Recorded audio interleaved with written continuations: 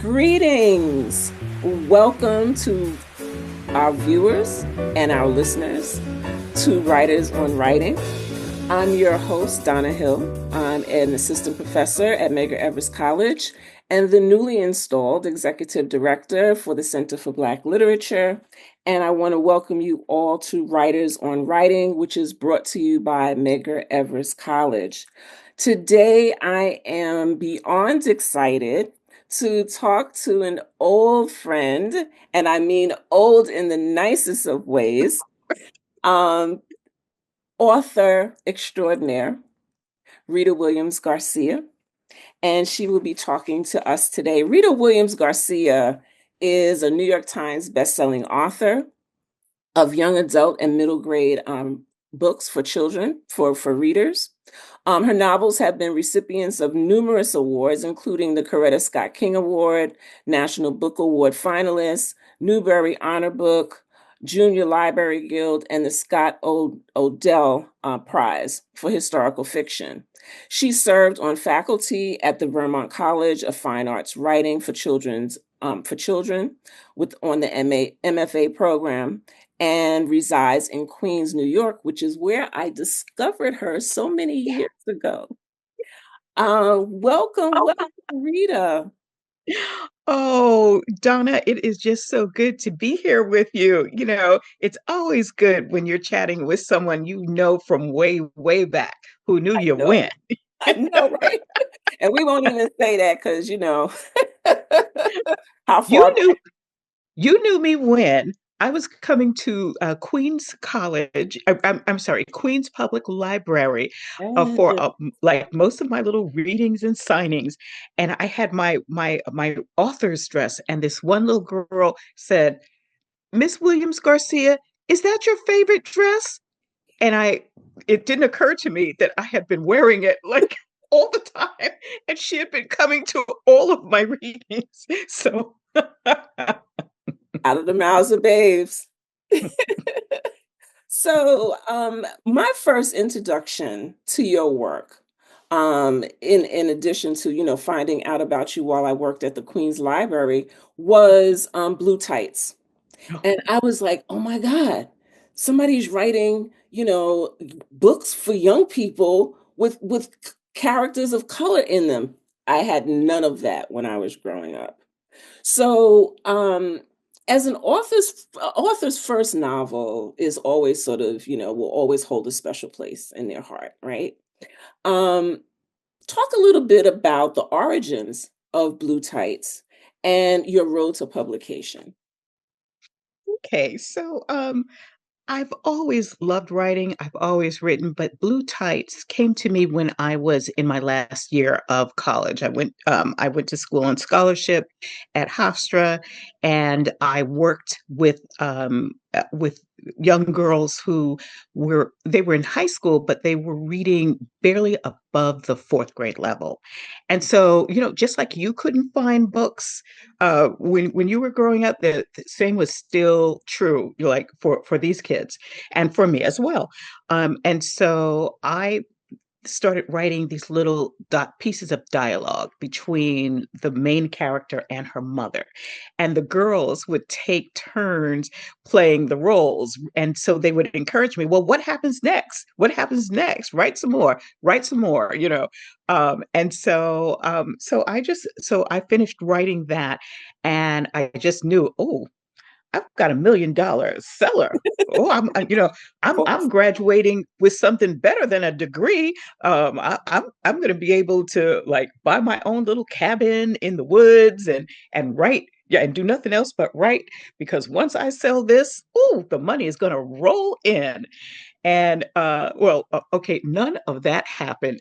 It took about like 6, 7 years before I was able to sell that novel, for many reasons. Number one, I didn't know much about writing for teens, or writing for teens for the school system. Those books have to be accepted into the school system for the most part. I wasn't thinking about that. I was thinking about writing for teens as I saw them and heard them. So I wanted to capture them just as I saw them. Um, and um, and so who knew that I had to temper the language a bit? And then there were all kinds of things that I had to work on as in developing my craft and fine tuning it. And some of the worst ways to learn that is in editing, when the editor is going through everything, and when you get your manuscript back, it is decorated in all kinds of post-its and colorful, not red ink, but close enough, whatever color it was, green or whatever. And it was just like like that horror music. When I first saw it, it was like, oh my God. But the good thing about all of that was I had gone through so much rejection. And I was working a job that I would keep for the next 20 years, but I was working at a part of that job that was just really soul crushing. And so at that point, I said, look, you're either going to buckle down and get through these revisions and learn how to hone your craft, perfect your craft, grow as a writer, or you're going to self-publish this thing. Which one do you want? And so, so that's what happened there. And the money was nothing to write home about. There was not going to be a cabin in the woods. The Pulitzer people would not be calling me or or any of that. But I was so proud of this book because it was a story about the things that we know, the things that we know that our young people go through, especially young girls. This was a story about a girl with okay, she had a big butt, and when she would walk down the street, men of all ages would holler at her, and she was just a girl. And so going through those issues of esteem, and how do I like myself as a young woman when I'm treated and seen a certain way by others. And so I just felt it was such a necessary story, and that there was nothing like it out there. And so it was important for me to get that out there. Hmm. Who was your first publisher? My first publisher was, oh goodness, it was Lodestar Books, which Okay. was an imprint of Dutton, which then became part of Penguin. Mhm. And okay, so the way that I got my manuscript to them was I went to the library and I checked out the writer's market, which Yeah. is something that I had done since I was 12 years old. And I said, okay, we need a publisher, an editor that wants realistic fiction about teens, because if it's not realistic, they're not going to they will not give me a green light. And so I narrowed it down to about six. I wrote this query letter. I attached a first chapter. I sent it out with the SACE, self-addressed A stamped stamped envelope. envelope. Oh yeah, I and a remember those postcard, days. just in case. And so out of that six, three wanted to see it, and one wanted a meeting. And I am still with that editor today. Wow. That's amazing. Oh Because they yeah. come and go, Oh please, yeah. But now she has moved on to different houses, but you and I still. have and I have followed her. So Hmm. yes. Wow. I um, remember those SASEs. oh yeah. Oh Yeah, yeah. writers today they have no idea. Oh no. To go to the mailbox, you had to print everything You out. better believe it. Oh my goodness. So writing for young adults and middle grades, to me, because I write for an adult audience, Mhm. I've tried my hand at, sort of young adultish kind of stuff. I find that it's difficult, much more difficult. So how do you, as a writer, an adult woman, who's been through life, how do Mhm. you get into the heads of young people to capture those voices? Well, the first thing I have to do is respect them. I have to respect them for the times that they are living in, and to know upfront, Rita, this is not your time, this is not your era, so be an observer, pay attention. And so I'm not looking to copy what they say. I'm not looking to mimic them. I'm looking to understand what's going on in the world. And then from there, I can create the character. I can create somebody who's in a particular place and time. And then I'll listen more to the rhythms of speech than try to really mimic it. Um, when I first started, I was using all the slang, and then a couple of years later, when I had to read my manuscript to get it ready to send out, You I started was cringing. I started. Um, this is the joint. That is the something about throwing down and just all this stuff.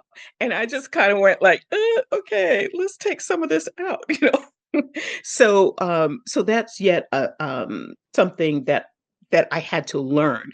Um, and it really helped a lot that I grew up with a lot of music. So in my ear was always the sounds of the musicians. To me, it wasn't just the instruments, it was what they were saying. And then my mother was always playing jazz and all kinds of music, and she would talk back to them, and I could hear them talking back to her. And so I tend to find the music in voice, and and all the music seems to have personality, Mhm. characteristics. And then from that, you can really hear those voices develop and express. And each character to me has their own kind of range of musicality. And so I think that really helps to create voice for me with the characters. That's very interesting. And, I love the idea of music, and I think I totally understand that because I think even for me, self-consciously, there's a rhythm to Yes. speech. There's a rhythm. It is like music. And I don't know if that came from my father too. That's all he played when I was growing up was jazz. And I was Mhm. like, I don't know what that is. And when I got older, I was like, oh, well, how come I know about, Miles Davis and how come I know about Coltrane? It's because it was always the backdrop, Yeah. of, Oh, of yeah. of my life. So when you're writing about young people and you talk Mhm. about you want to be as authentic as possible, what are some of the themes that you think about and try to address in some of your novels? So, in the very first novel, I was very much concerned about self esteem, about how one feels about oneself. How do you find pride in things that people tell you are ugly? How do you find yourself? Um, and that your pride does not have to be that standard, the standard that someone creates for you. It has to be in your own language. It has to be something that you recognize that causes you to lift up your head, because what a young person might feel value in for themselves might not be the thing that I might say, oh, you should lift up your head for these reasons, two different things. So self-esteem was very important to me in sculpting like that very first person that I was working with Joyce, that first character. But then say 15 or so, I think 20 years later, um, as I was writing Jumped, Mhm. I said to myself, no, it's a different shift. Things are very different. Um, girls write, female rappers have more braggadocious kinds of lyrics. Um, Girls are very much proud of their growing sexuality and claiming that. Um, and they're also extremely competitive in a certain way. And so, and I began to notice the aggressiveness, the need to show your own physical strength, your own, however it is you compete, whether you're clapping back or you're actually, throwing fists or whatever. But it's how you stand up for yourself. And so I thought, okay, these girls don't have a problem with self-esteem. So that's where jumped comes from. It's the exact opposite. It's an over self-esteem. It's a very me-centric um kind of point of view. So it's I try to always look at the times and look at what's happening, and then I ask myself, well, what's going on there? What are people thinking? What's missing in someone's life? What do people aspire to now? It's just in a time of materialism, of constant consumption. It's going to be very different. And so for if when I go to talk about something, I try not to attack it head on because I'm not interested in preaching.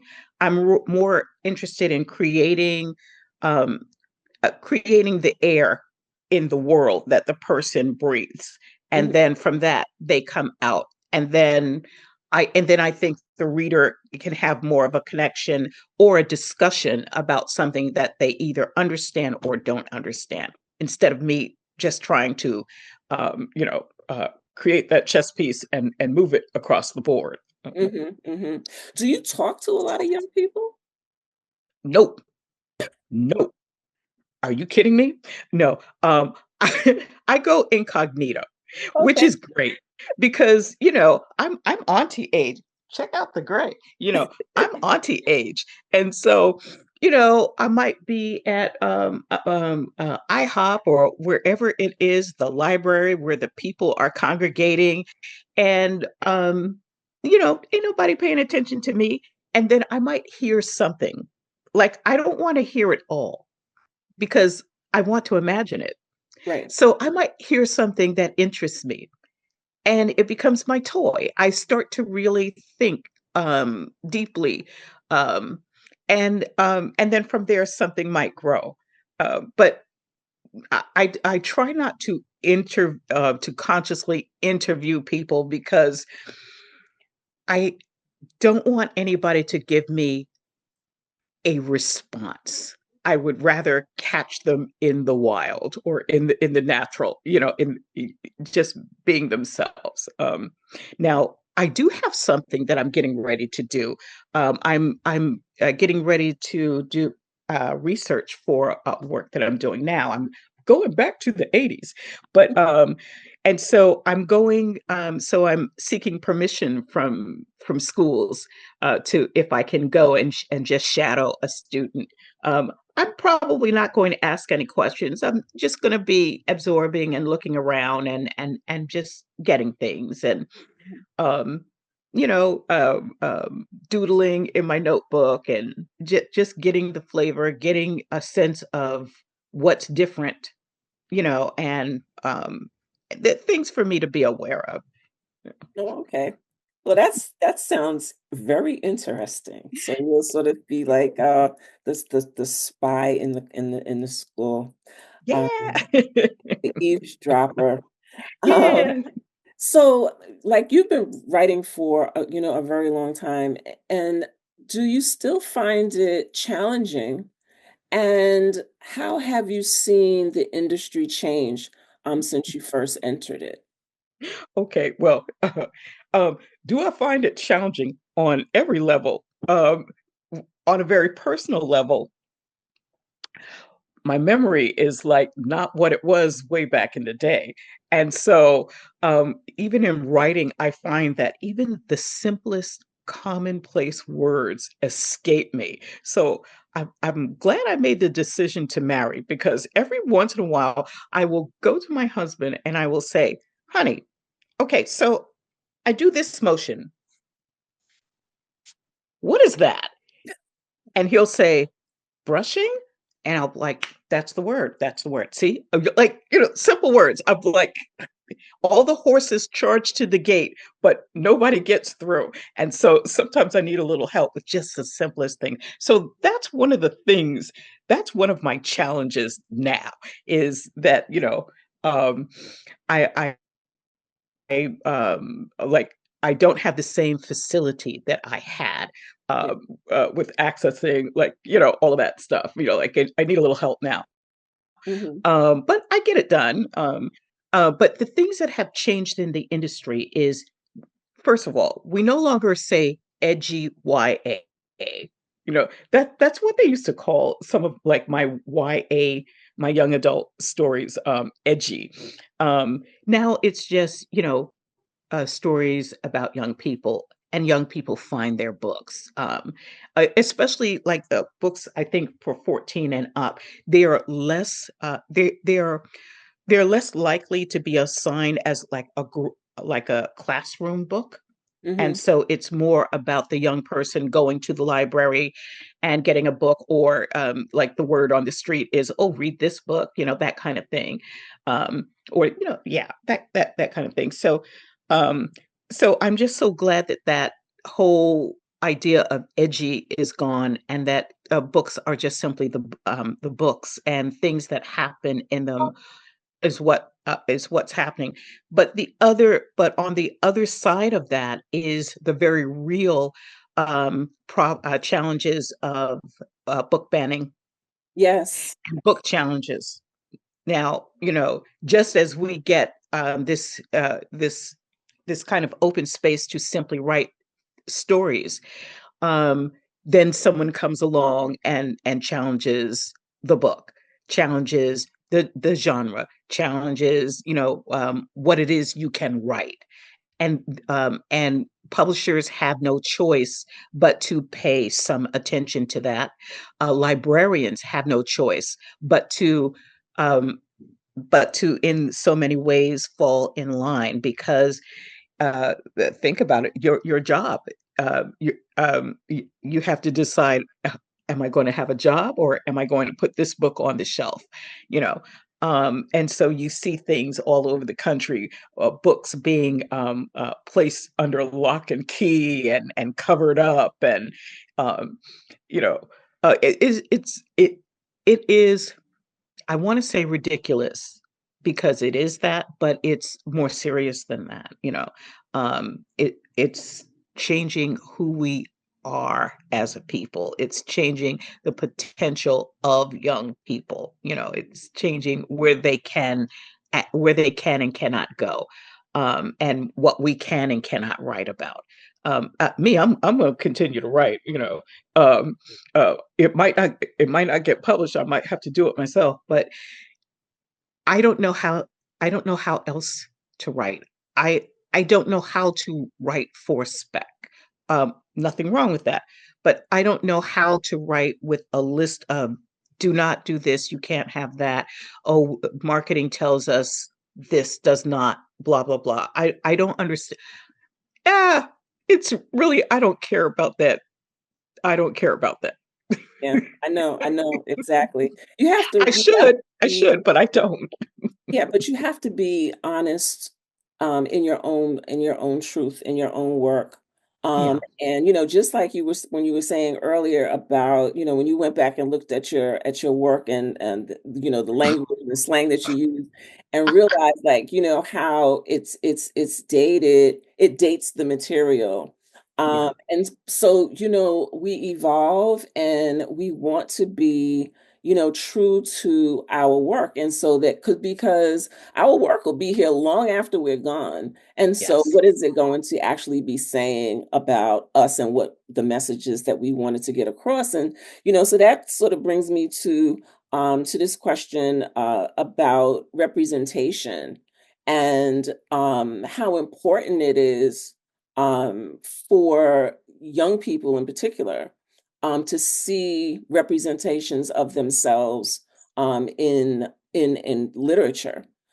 So, what are your thoughts about that, in terms of, what you do, and the importance of representation? Um, When I first started, my whole goal was to write stories for and about young Black people, simply because those books just didn't exist um, as I was coming up. I remember checking out this book in elementary school called Mary Ellen, Student Nurse. I think that's the title. And it was about a little black, oh no, it was about a young black woman who was a candy striper or student nurse in the 50s, maybe. And I think the story was written by a white woman. Anyway, I read this book. I hated this book. I loathed this book, but I kept checking it out. And so the librarian asked me, she said, where is that your favorite book? Do you like, I guess like my dress, is that your favorite? Um and I said, well, you know, um, if I don't check this book out, there will be no Black books. Like, I'm trying to send you the message, get more Black books. Um, and so the next thing I knew, she came, she got like this whole like collection of books just for me. And one of them, again, written by a white woman, but it was about about a Zulu chief's daughter and who wanted to go on a hunt with her father, but she was a girl and could not, which I related to because I wanted to I wanted to be a running back. On my father's Pop Warner team, but no girls allowed. So I ate that book up. And then there were all the other books that she brought. It meant so much, but it also made me say, but I can write better than these people. And so it's always just been everything to me to be able to write, not just show the color of the person, but to show the person and to show them in all of their humanity, not just the heroic Black person, but the person who is caught up in self struggle, who have a ways to go with themselves, who is not going to always be that person that you are particularly proud of, but that is the part of the human condition, and it's part of what it is to be young, to be part of a struggle that you look back on and go, what was I thinking? But to capture at that point where you don't question it, where you're just living in your situation and dealing with things as you do. I think it's so important for young people of color, to have a a sweeping range of books to capture like just um you know um uh, the wide range of who we are and what interests us.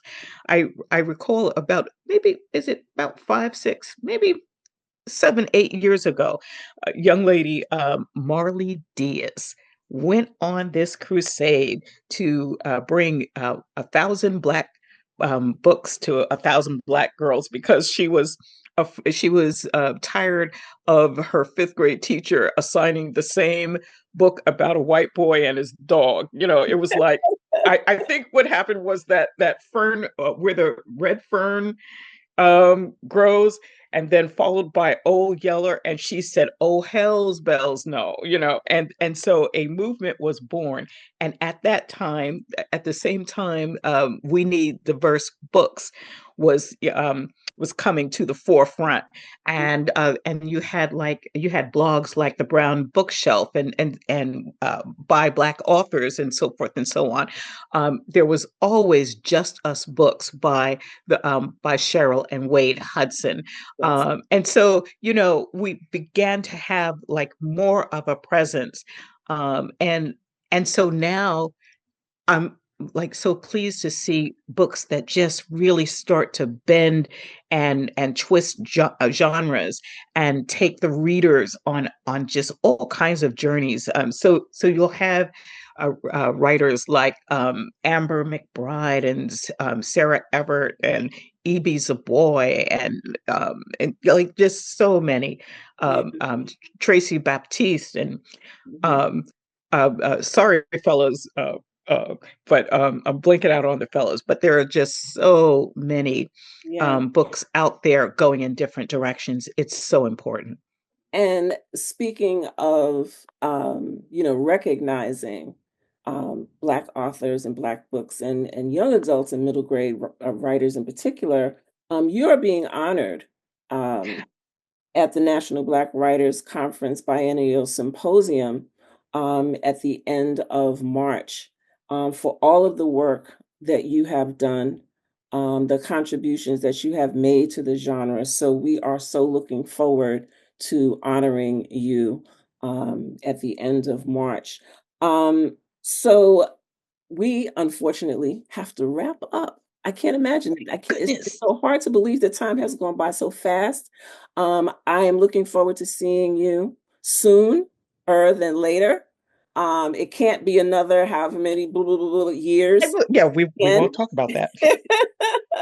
um, Rita, thank you so, so very much. You can listen to episodes of Writers on Writing on our YouTube channel. And Writers on Writing is brought to you by Medgar Evers College. And please visit the Center for Black Literature for more of our programming. Thank you all for listening. Thank you for those who are watching. And thank you, Rita.